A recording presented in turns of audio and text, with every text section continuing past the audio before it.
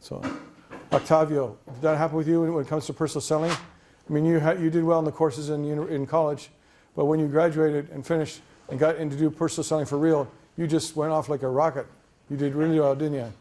I definitely made the attempt to, for sure, because I knew that if once I was done school, if I had to sell myself into a company that needs someone to generate more revenue, I had to bring in my A game to show them, bring in that full energy, show them that certainty that I will help the company succeed for sure. Yeah. Well, I think that's interesting because a lot of people, when they hear about the word personal selling, they get intimidated by the whole concept of talking to another person. And I say to them, don't feel about it that way. Think about it as every day you do a little bit of personal selling. You know, when you say to your wife something like, can my brother come over this weekend? She goes, not really, because I haven't got the room. So no, he's not going to stay overnight. We'll go do something else. That's personal selling. Or when you tell your professor that you have to hand the assignment in late because you have a mythological creature in your backyard that you can't get out, or something like that, that's personal selling, right? Yeah. And it's also one of the skills that you have as a person.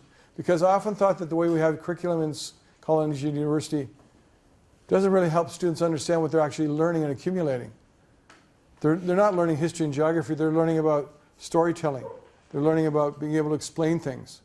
I mean, you could study art history or you could study nuclear engineering, it doesn't matter. The basic line is you read some material, you learn how to explain to somebody else, you learn how to write those words down in a way that could be understood.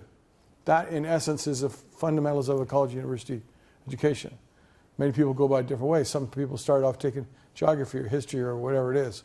But I don't think the colleges and universities make a good enough explanation of what that actually is happening.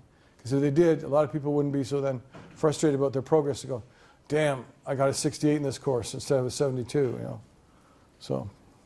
Someone should admit Samantha. Yeah, I'll do it. Okay, all right. Yeah, thanks. Thanks, Ritesh. Ask me something.